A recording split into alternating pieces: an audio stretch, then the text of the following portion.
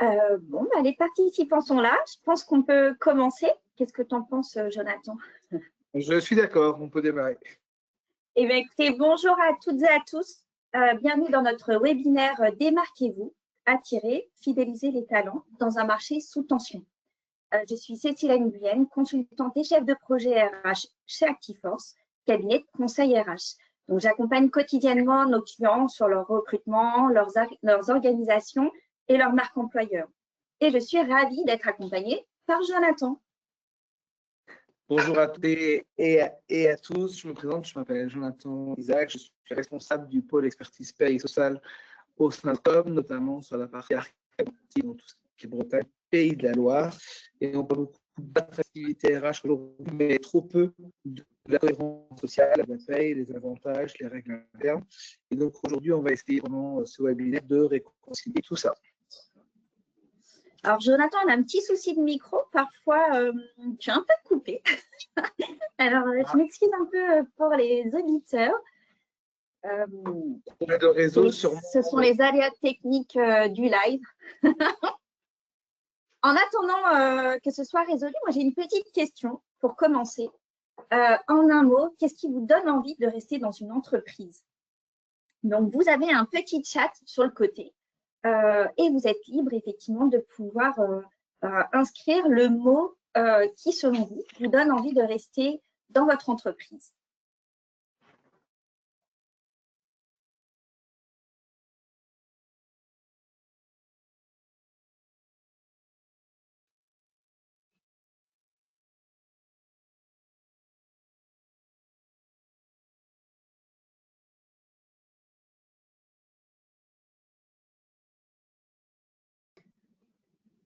Hop, alors, est-ce que Jonathan, toi, qu'est-ce qui te donnerait envie de rester dans une entreprise? Moi, je dirais que c'est la reconnaissance pour moi, si je devais mettre un mot en avant. Ok. Et pour toi? Moi, ça serait,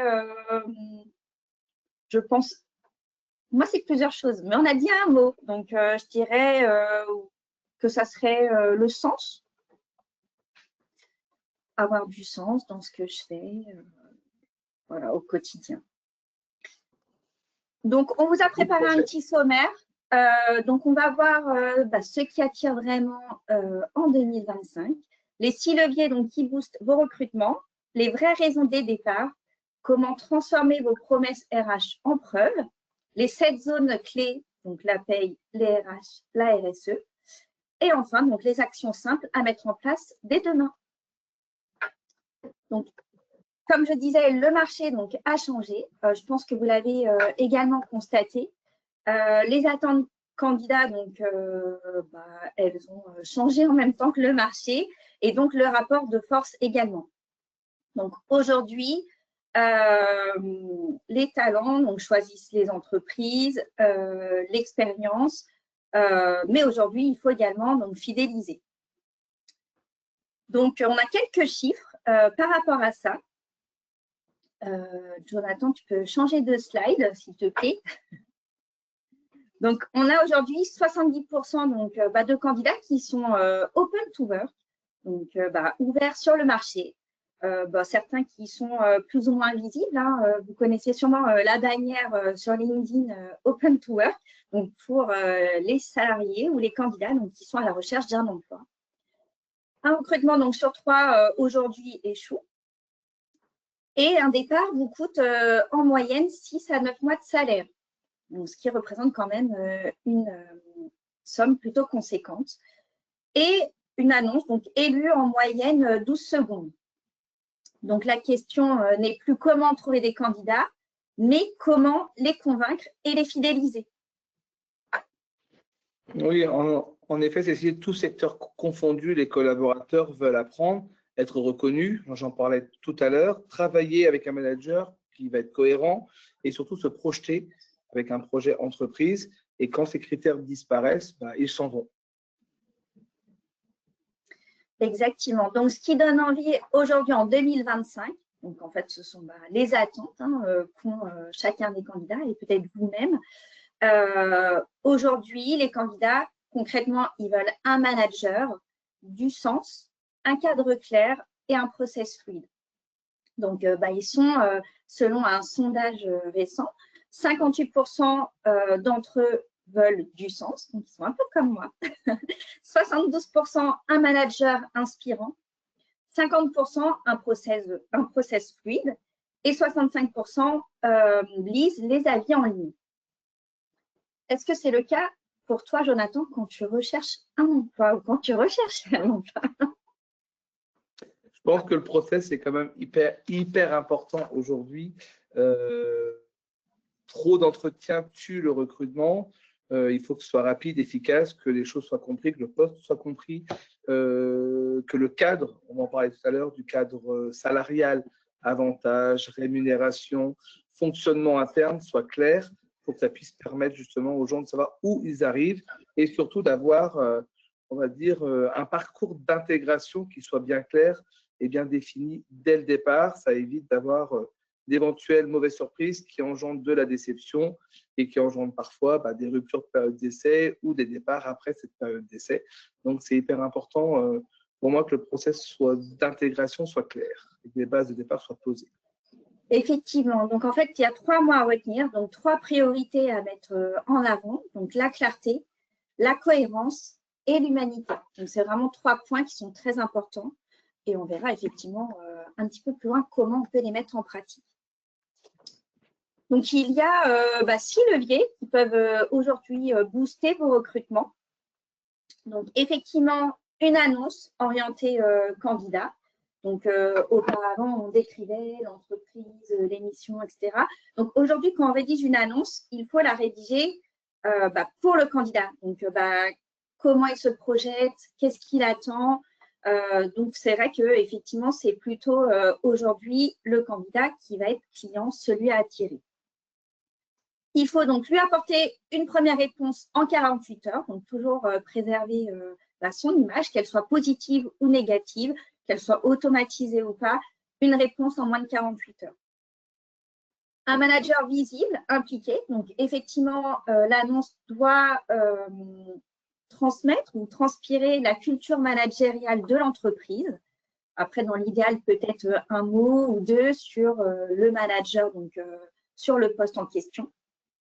Une communication donc, qui va être authentique, une communication qui vous ressemble.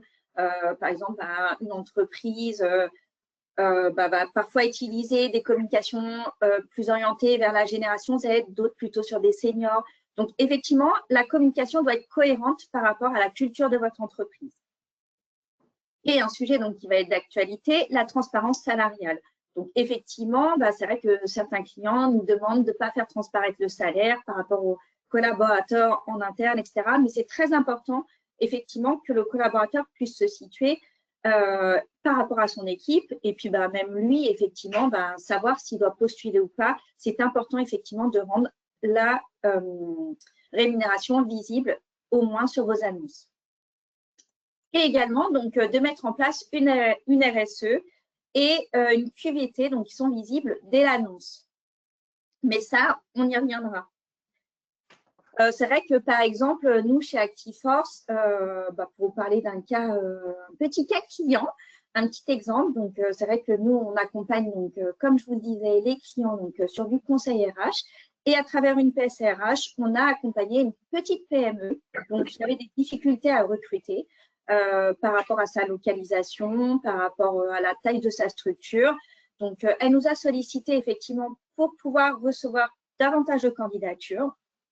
Et à travers donc, une méthodologie, un process qu'on a mis en place, nous avons mis 4 semaines donc, pour recruter, alors que l'entreprise n'avait pas de candidat depuis 6 mois. Donc, nous avons retravaillé l'annonce pour la rendre plus attractive. Nous avons mis en avant le manager, donc on l'a impliqué. Il a été intégré donc, dans le process de A à Z. Et nous avons effectivement fait des process courts, des entretiens moins longs. Donc, effectivement, on a essayé de mutualiser, d'avoir l'ARH et le manager directement, plutôt que de faire revenir donc, le candidat, puisque, comme je vous disais, on avait un léger souci de mobilité, mais qui n'en était plus, puisque, effectivement, nous avons donc qualifié 3 profils en 4 semaines et ça s'est conclu par une embauche. Et vous, en une phrase, qu'est-ce qui rend votre équipe attractive? Est-ce qu'il y a des best practices parmi nous que vous souhaiteriez effectivement partager?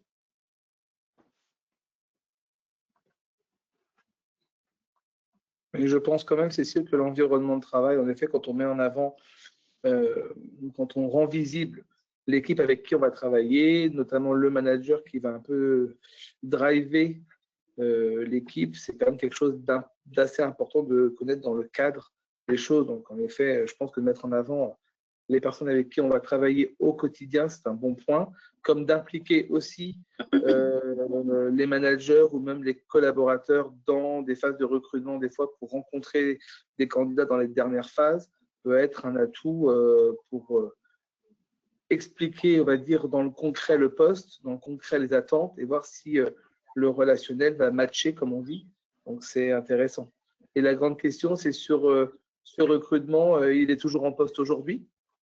Vous avez peut-être un suivi chez Actiforce? C'est vrai que c'est très important, effectivement, de suivre le onboarding de candidats, au moins jusqu'à la fin, à l'issue de sa période d'essai, pour savoir effectivement s'il s'y sent bien, si ça match en pratique entre sa personnalité, ses compétences et la culture d'entreprise, également donc les attentes techniques. Je vois qu'il y a une personne qui demande où se trouve le chat. Il se trouve sur le côté, normalement, de votre écran pour pouvoir interagir avec nous, si vous le souhaitez.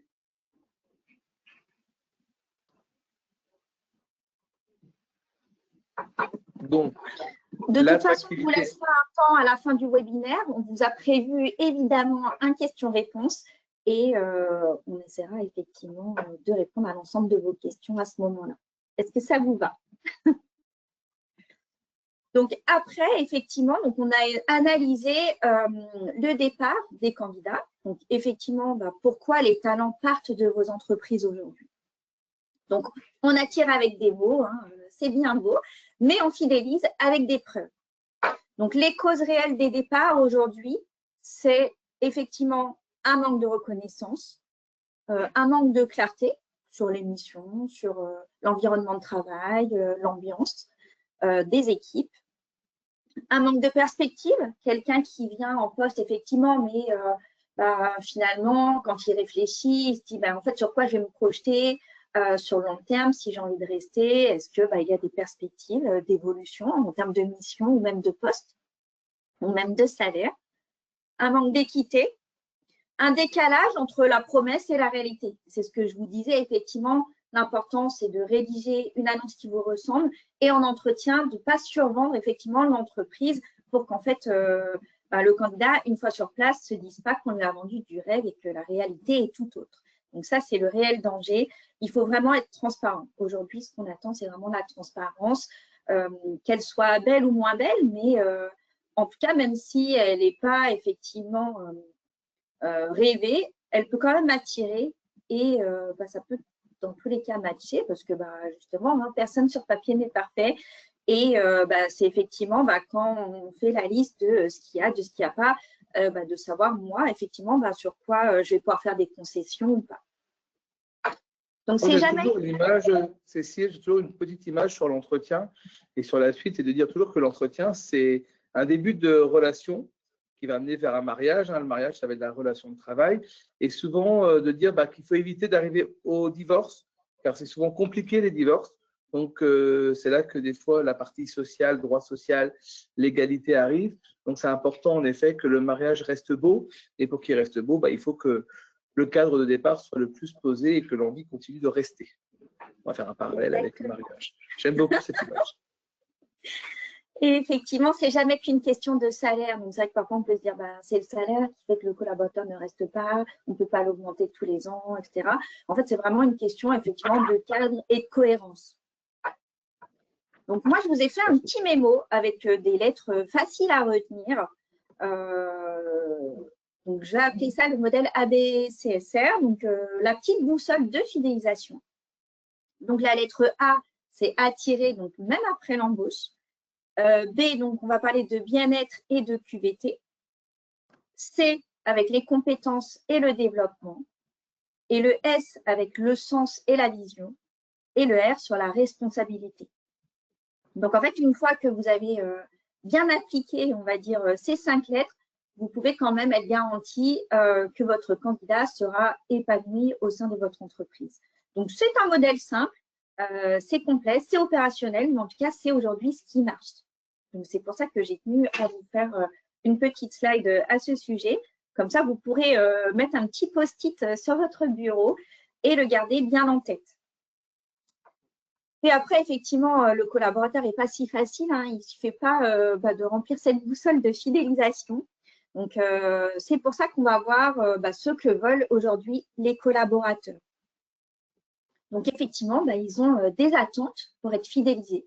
Donc, une fois qu'ils sont arrivés chez vous, que vous avez réussi effectivement à vous mettre d'accord et à signer au moins un premier Pacs, pas tout de suite le mariage, mais au moins le Pacs. Donc, il y a quand même des attentes. Donc, effectivement, ils attendent l'équité interne, des règles claires. Ça marche aussi pour les missions. Une reconnaissance rapide, parce qu'effectivement, quelqu'un qui travaille toute l'année et qui est reconnu sur son travail qu'à la fin de l'année, lors de son entretien annuel ou plus tard, au-delà de 2 ans, 3 ans, donc c'est inefficace. Donc, effectivement, il faut quand même reconnaître très rapidement quand un collaborateur, effectivement, performe ou fait bien les choses. Donc, c'est vrai que c'est important d'avoir même un merci, un bravo, d'être félicité. Rien que ça contribue effectivement à fidéliser un collaborateur. Et également, donc, une sécurité sociale interne et une paye sans erreur. Parce que c'est vrai qu'on n'est pas tous experts de la paye, même si elle a été simplifiée. Mais c'est vrai que quand il y a un petit peu d'erreur, ça a souvent une répercussion sur le petit montant à la fin. Et ça peut parfois créer quelques tensions. Mais bon, je crois que Jonathan a dans sa petite mallette quelques petits points pour nous y aider. Tout à fait, notamment sur la partie paye, mais je vais quand même préciser que la paye a beau avoir été simplifiée sur le papier ou sur le visuel, elle reste quand même encore aujourd'hui complexe dans ce que le salarié ne voit pas, ça veut dire tout ce qui est paramétrage. Petite parenthèse. Donc moi, je vais juste reprendre avec vous, on va dire les 5 fondamentaux sociaux de ce qu'un collaborateur peut attendre au sein d'une structure. Et je vais commencer par l'équité interne. En effet, le but de l'équité interne, c'est d'avoir des rémunérations, des opportunités, des prises de décision qui sont quand même perçues comme justes par l'ensemble des collaborateurs. Comment le faire? On va dire quelques pistes ou quelques arguments pour pouvoir arriver à cette équité. C'est toujours essayer de cartographier les fourchettes salariales par métier, par niveau de classification et vérifier les écarts, notamment par les critères d'ancienneté, de performance ou encore de marché. On le voit aujourd'hui, je rappelle toujours à nos clients, quand vous avez de nombreux salariés, ou en tout cas plusieurs salariés, que ce soit plus ou moins de 10, c'est toujours de regarder une échelle de salaire entre celui qui a le plus et celui qui a, on va dire, le moins, et voir s'il y a une cohérence par rapport aux missions attendues pour chacun et par rapport à ce que vous attendez en termes de performance, en termes de réalisation. Tout le monde n'est pas au même niveau, c'est tout à fait normal dans le monde de l'entreprise. Par contre, il faut qu'il y ait une justesse dans cette partie de rémunération. Ça passe aussi, donc, outre par le fait de cartographier, c'est aussi standardiser les critères d'augmentation ou de promotion interne par des grilles, par des réunions d'information, d'explication. Les augmentations de salaire ne sont pas systématiques. Elles peuvent être justifiées par des objectifs à atteindre, par des évolutions de carrière. C'est toujours aussi avoir l'œil sur l'inéquité qui peut arriver au sein de l'entreprise ou le sentiment, en tout cas, d'inéquité qui peut être ressenti par les collaborateurs. Toujours vérifier aussi dans la profession si on a un écart important ou pas par rapport au salaire médian du métier et de la région, puisque les salaires, je prends l'exemple de notre belle Bretagne, les écarts de salaire qui peuvent exister entre la Bretagne et la région parisienne sont cohérents par rapport aussi à la situation. Et c'est important de rappeler ce point-là avec les candidats. Et ensuite, évidemment, les garde-fous, c'est toujours respecter l'égalité professionnelle, le suivi des écarts entre les hommes et les femmes, la traçabilité de toutes les décisions qui sont prises, en tout cas de la stratégie d'entreprise, pour éviter justement que cette équité devienne non applicables et surtout deviennent un frein au niveau de l'entreprise. Concernant le deuxième point, qui concerne la visibilité, important, je le disais tout à l'heure, chacun sait comment ça se passe, comment ça marche. Les choses doivent être claires, doivent être posées dès le démarrage. Ça évite qu'il y ait des interrogations durant la relation. Ça passe par quoi? Ça passe par le niveau de salaire, par les niveaux de rémunération justement, par les compétences attendues. On en parle de plus en plus dans les annonces et c'est important de le rappeler au début. Un poste, une fiche de poste, pardon, pas claire va engendrer forcément une certaine frustration ou des tensions en interne et toujours une évaluation du travail fait avec des éventuelles promotions internes. Comment traiter ça? Expliquer toujours, la communication reste la clé. Communiquer avec des équipes, parler de l'évolution de l'entreprise. Les postes peuvent aussi évoluer à ce moment-là. Et toujours important, cette communication sur les règles, sur le parcours, sur la prise de décision pour éviter toute ambiguïté. Troisième point, on va dire, troisième fondamental social, c'est la reconnaissance. Toujours valoriser l'effort et l'impact, pas seulement le résultat final. Toujours faire des rituels hebdomadaires courts pour rappeler aux équipes les points positifs, les points négatifs de la semaine. Toujours un merci. Ça paraît tellement anodin dans le monde d'aujourd'hui, mais même si ça paraît tellement simple, c'est important. Toujours montrer à l'équipe qu'on les accompagne, qu'on les soutient, qu'on est là aussi pour les soutenir quand il y a des difficultés. Donc, toujours faire un merci en public, pas forcément caché dans un coin du bureau.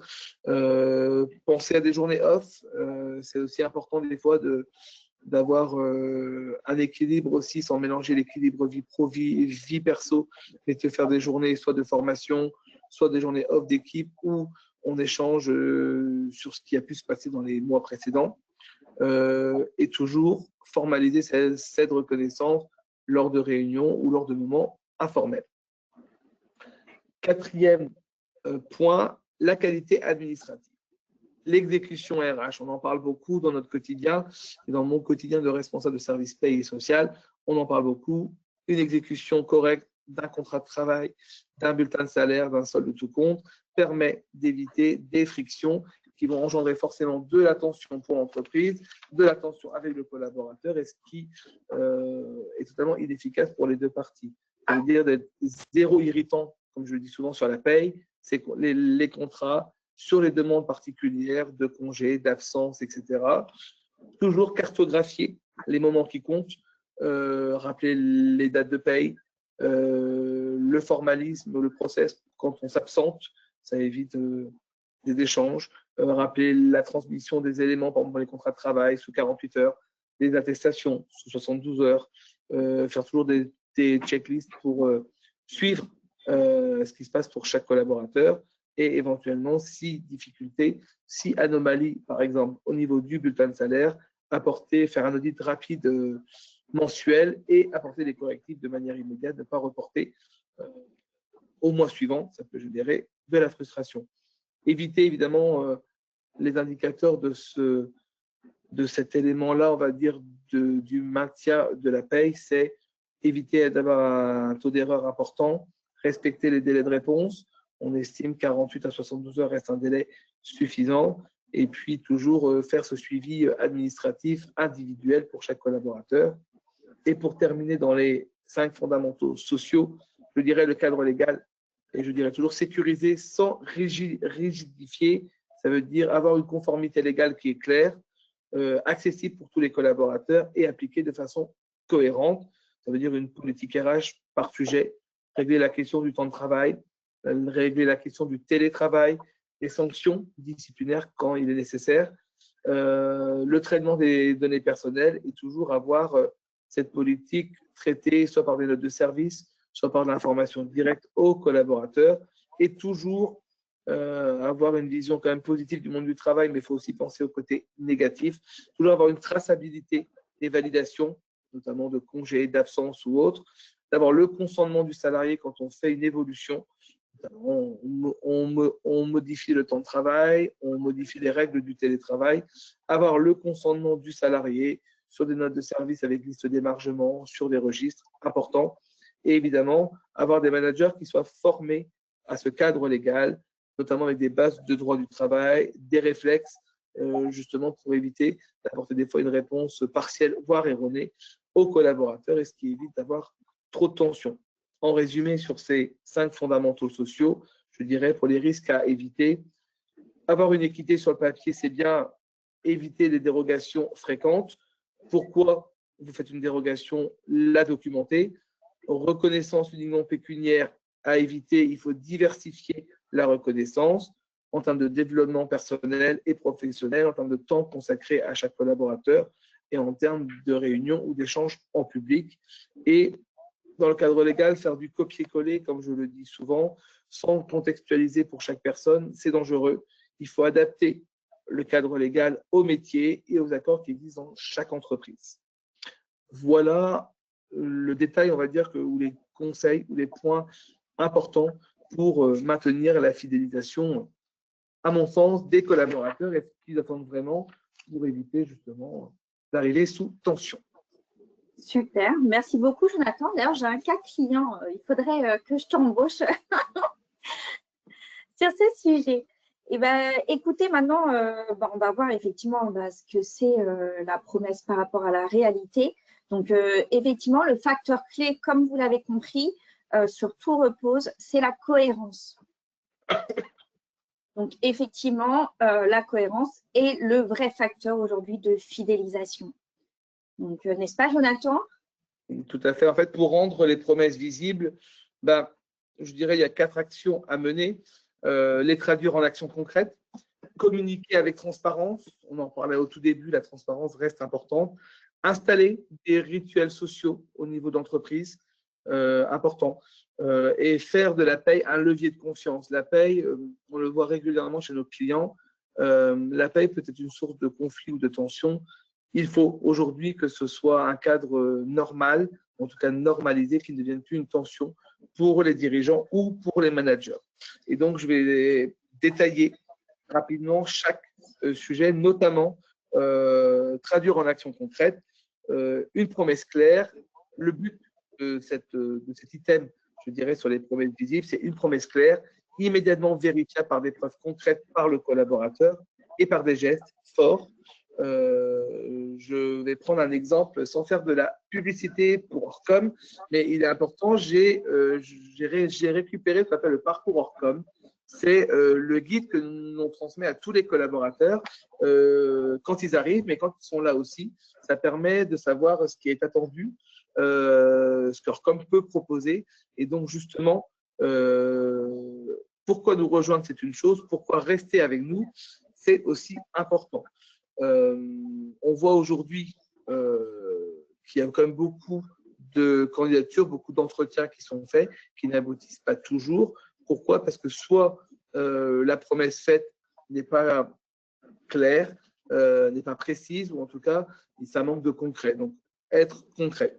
La transparence. Le but, c'est de réduire l'asymétrie d'infos, de créer une confiance et d'accélérer la décision du candidat dans cette phase de recrutement et de fidélisation derrière. C'est d'avoir des process de recrutement, on en parlait au tout début, qui soient simples, des étapes qui sont simplifiées, des délais moyens qui soient cohérents. Mettre plusieurs semaines pour faire un recrutement peut parfois paraître long, démotivant pour un candidat. Cibler aussi les personnes qu'ils rencontrent, cibler peut-être sur des collaborateurs, sur des managers qui vont travailler avec le candidat. Ça permet d'avoir des gens terrain et ça permet surtout d'être plus direct. Être clair dans des fourchettes de rémunération par rapport au profil, sur les variables qui peuvent exister au niveau de l'entreprise, ça veut dire des primes sur objectif, des avantages sociaux, une mutuelle avec une meilleure prise en charge, des chèques cadeaux, des chèques vacances, des titres restaurants, plein d'avantages ou d'éléments supplémentaires qui peuvent convaincre le candidat, car comme je le dis toujours à nos clients, la rémunération, le salaire de base, on va dire ce qu'on négocie quand on arrive, n'est pas le seul élément de rémunération. Il peut y avoir plein d'autres avantages sociaux qui peuvent être mis en place en fonction des profils, de l'évolution et des souhaits managériaux au niveau de l'entreprise. Les règles claires aussi dans cette transparence sur le temps de travail, être clair sur le télétravail, ce qui est attendu en télétravail. Je le dis souvent sur le ton d'humour, on n'est pas dans du télé.travail, on est dans du télétravail, ce n'est qu'un seul mot.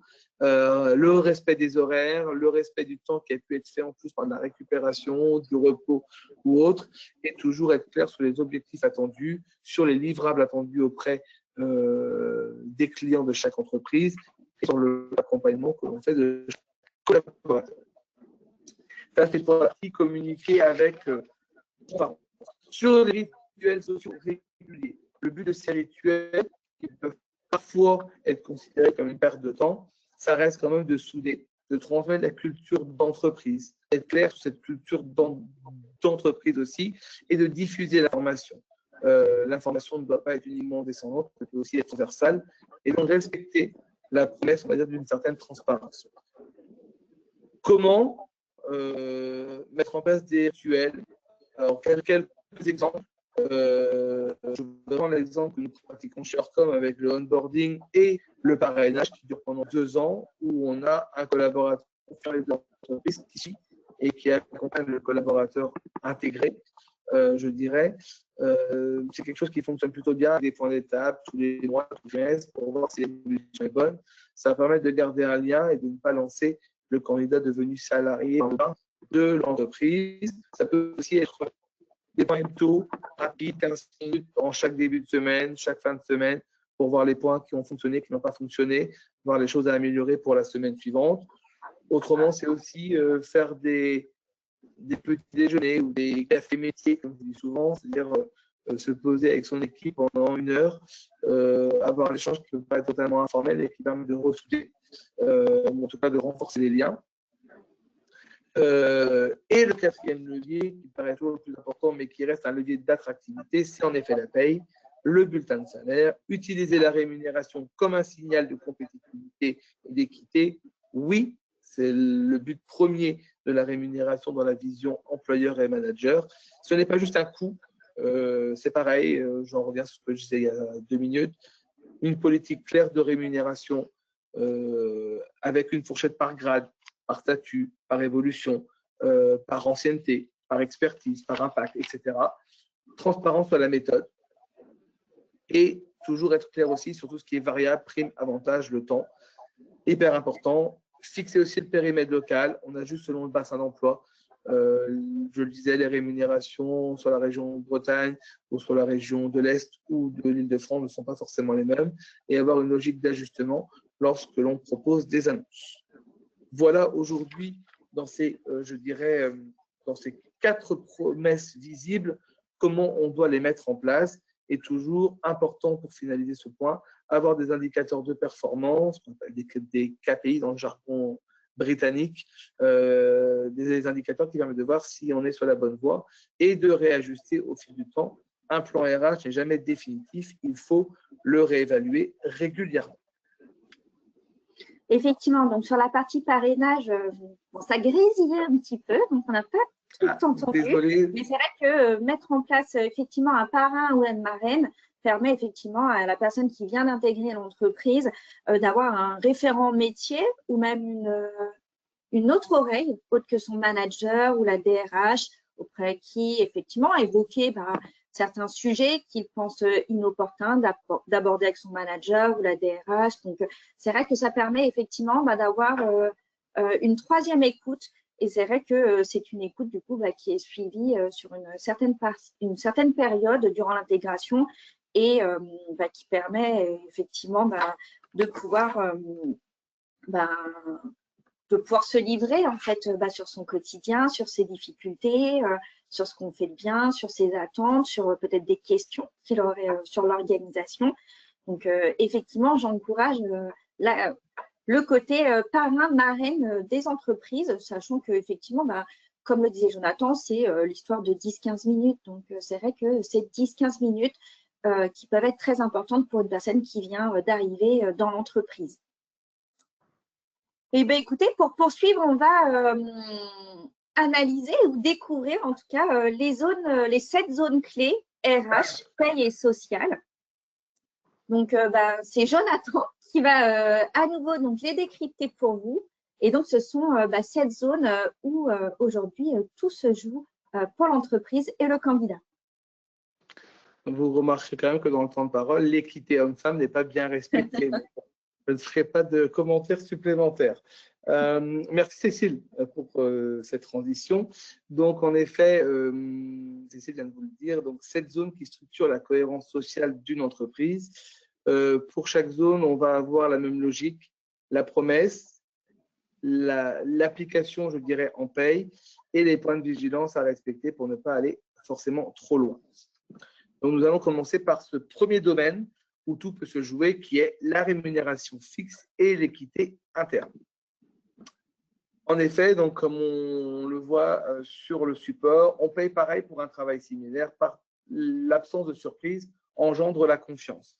La promesse, en effet, c'est une transparence, des grilles de salaire, des grilles salariales qui sont claires, soit en application d'une convention collective, soit en fonction des applications internes, plus favorables que le droit légal, et avec aussi une progression envisagée. Ça, c'est la promesse. En paye, c'est une révision des coefficients, de la classification, parfois des minima conventionnels qui se fait naturellement, et harmoniser les primes versées, éviter la prime individuelle à la tête du client. Il faut avoir une cohérence dans l'harmonisation, en tout cas des primes. Et ce point de vigilance, justement, pour qu'il y ait une cohérence et une précision sur ce qui peut être attendu. S'il y a une prime, par exemple, on pense souvent aux primes d'investissement, d'implication, etc. C'est quelque chose qui peut être factuel, analysé par un manager. Ça évite qu'on arrive dans ces points de vigilance qui est la non-discrimination entre les collaborateurs.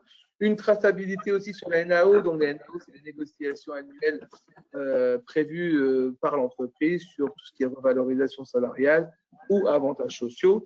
Et puis, surtout, avoir cette cohérence entre la fiche de poste et, comme beaucoup d'entreprises, avoir aussi une convention collective qui s'applique.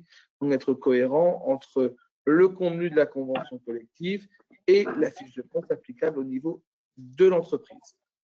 Premier item sur la rémunération et sur l'équité. Maintenant, on arrive sur la deuxième zone, on va dire, qui sont les éléments variables et la reconnaissance. Récompenser vite, récompenser juste. Oui, il est important de ne pas reporter une reconnaissance d'un collaborateur.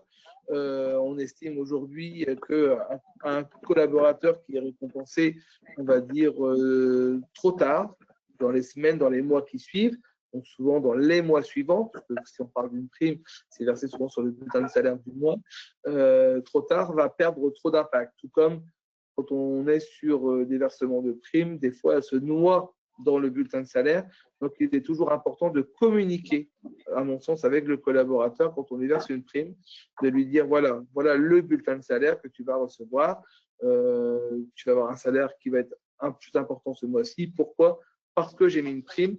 Le versement automatique ou systématique rend aussi obsolète l'impact d'une prime variable. Donc, toujours important d'avoir cette communication et de faire remarquer aux collaborateurs que vous avez versé une prime. Je prends l'exemple toujours des primes de partage de la valeur, des primes Macron, qui étaient encore intéressantes jusqu'à l'année dernière.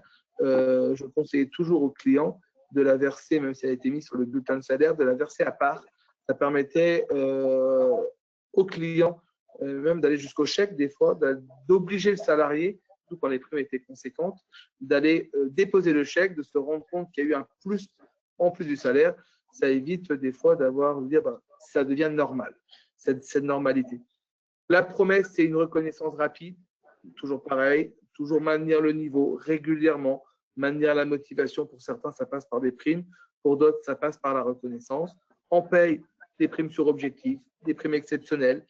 Il y a pléthore de primes qui existent au niveau des logiciels de paye aujourd'hui. Il faut qu'elles soient cohérentes, mais on peut trouver des ajustements en fonction de chaque profil. Et puis, toujours pareil, des bonus pour les collaborateurs, ce qu'on peut appeler des primes de cooptation, quand ils vantent leur entreprise pour recruter. Et surtout, pareil, des primes quand il y a cette phase de parrainage pour accompagner le filleul qui vient d'arriver.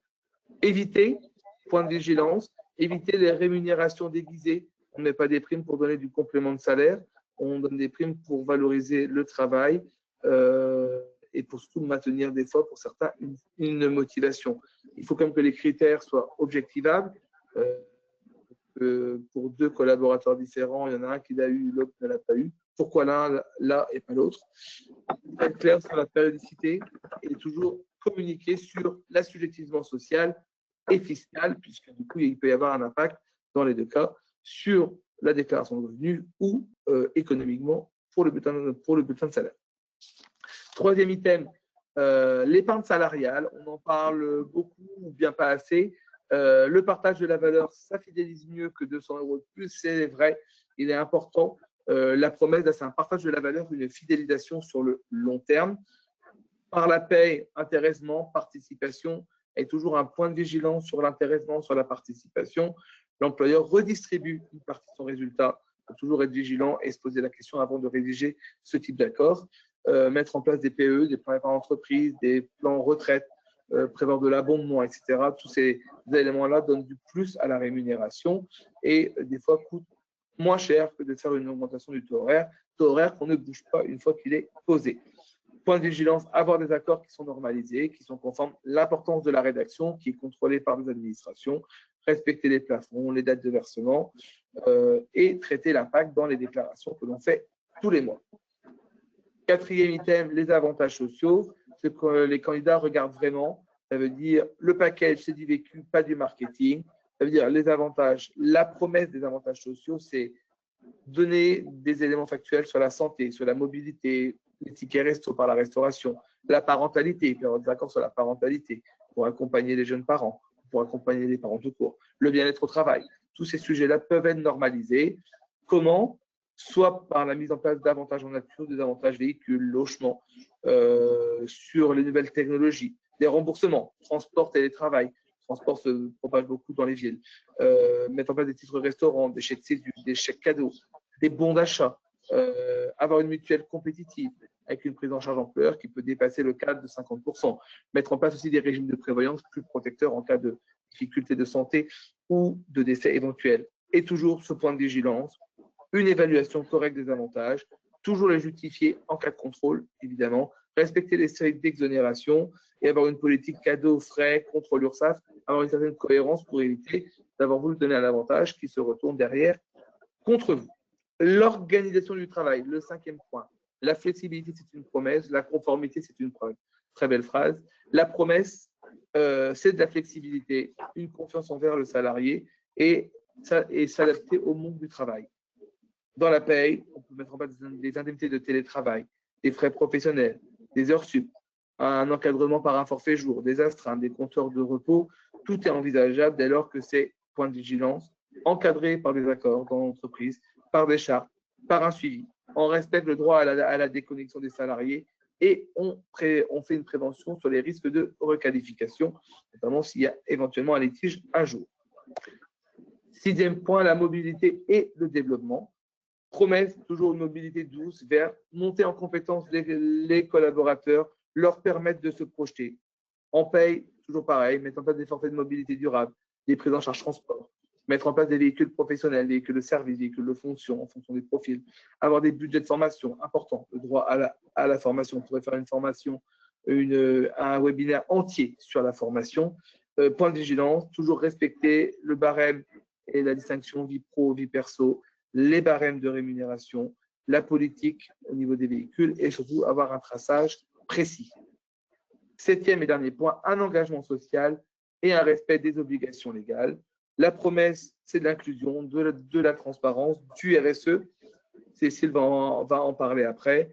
En paye, c'est toujours avoir des négociations annuelles qui soient précises, d'avoir un reporting clair et d'avoir un suivi.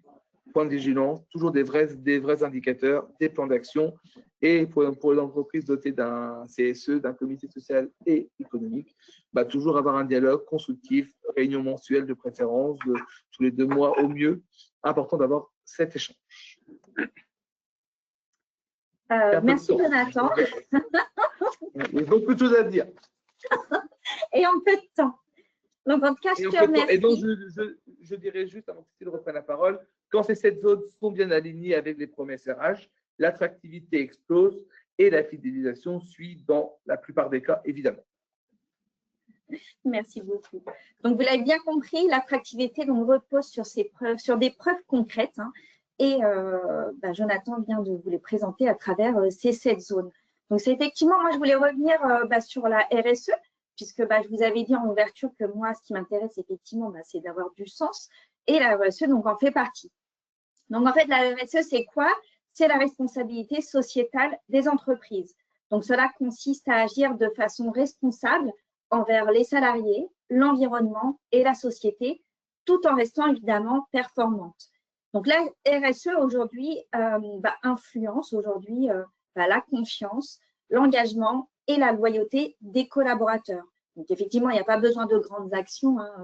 Je ne vais pas y trouver du sens si effectivement on refait tous les bâtiments afin qu'on consomme moins, etc. Mais c'est vrai qu'il y a aussi des petites actions, des moyennes actions. Donc, voilà. En tout cas, ce qui compte, c'est que ce soit visible et que ce soit cohérent et incarné. En fait, que les projets à travers la RSE me ressemblent et me correspondent. Pour finir, pour conclure, donc j'espère que vous avez bien retenu les 3 messages clés. Donc, effectivement, il faut attirer à travers une promesse claire. Je ne le répéterai suffisamment jamais assez. Fidéliser, donc cette promesse, une fois qu'elle est claire, elle doit être tenue. Et comme Jonathan nous l'a présenté, donc il faut effectivement une cohérence, donc RH, paye, RSE, pour créer une confiance durable entre l'entreprise et les collaborateurs. Oui, et je répète toujours que la confiance compte aujourd'hui plus que le salaire. Souvent, il est important de mettre en place cette vraie confiance avec une cohérence, paye, sociale, suivi RH, etc. Et c'est aussi pour ça que au niveau d'Orcon, nous avons différents services, un département paye, un département social et aussi un département avec Actiforce qui permettent de répondre, on va dire, à toutes ces problématiques. Et tout cela doit être en cohérence pour justement maintenir cette confiance avec les collaborateurs. Parfait, merci pour cet ajout, pour ce petit mot de la fin. Pour terminer, comme je vous l'avais dit, place aux questions et aux réponses. Si vous avez des questions, n'hésitez pas à les indiquer sur le chat si vous avez réussi à le trouver. On va vous laisser quelques minutes afin de savoir effectivement si vous avez quelques questions par rapport au sujet qu'on vient d'aborder. Alors, il y a une question de Lise qui demande s'il y a un replay possible. Oui, je crois qu'il y a un replay possible, si je ne dis pas de bêtises. Tout à fait. Et vous recevrez notre support complet avec des slides complémentaires qui détaillent plusieurs points que nous avons abordés durant ce webinaire. Est-ce qu'il y a d'autres questions en attente, Jonathan?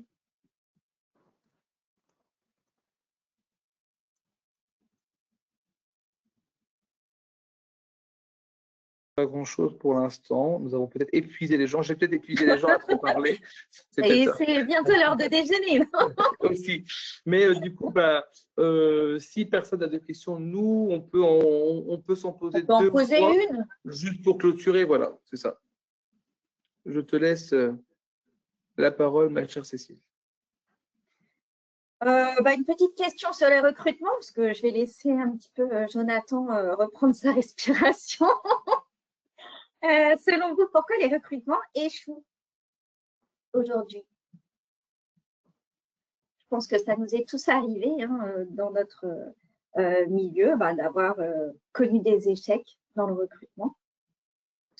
En tout cas, moi, ce que j'ai retenu et ce que j'ai vu auprès de chez mes clients, c'est effectivement à cause d'un manque de clarté, les missions floues, des promesses peu précises, des attentes non dites, la lenteur aussi du process, mais également donc, le manque d'humanité jusqu'à ce que le collaborateur arrive. Donc, en fait, quand le process est clair, rapide et incarné, on recrute mieux que n'importe quel concurrent. Est-ce qu'il y a d'autres questions qui sont arrivées?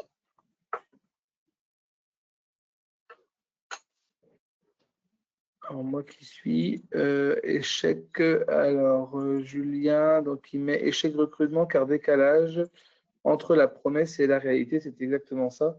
D'où l'importance de mettre une action en place qui est assez simple, comme le disait tout à l'heure Cécile, réécrire l'annonce pour être en cohérence, on va dire, entre la réalité de l'entreprise. L'entretien est une séduction, on rentre en zone de séduction, mais la séduction ne veut pas dire le mensonge pour autant. On va essayer d'être le plus transparent possible. On sait tous, les uns et les autres, que c'est très compliqué des fois. On veut toujours montrer le meilleur côté d'une entreprise, de son entreprise, mais il est aussi important de parler des points un peu négatifs pour être totalement transparent et toujours avoir une réactivité avec des gens concrets, rester dans le concret et apporter une réponse rapide. Effectivement. Et ce côté transparent marche aussi du côté candidat, évidemment. Donc, le candidat, si tout le monde est transparent, en général, on part sur une meilleure base. On va avoir un bon CV, c'est ça que tu veux me dire, un CV qui soit en adéquation avec ses compétences, qui n'est pas toujours effectivement, le cas. Et à travers le discours qu'on tient en entretien. Mais ça, c'est un autre sujet. Exactement. Eh bien, écoutez, en tout cas, on vous remercie à toutes et à tous pour votre participation. On espère que ce webinaire vous donnera des actions simples et efficaces à mettre en place dès demain. En tout cas, si vous avez des questions, Jonathan et moi sommes à votre écoute et à votre disposition. Tout à fait. Et moi, je vous remercie pour votre attention et je vous souhaite une agréable journée et merci encore pour votre confiance. Bon appétit à tous.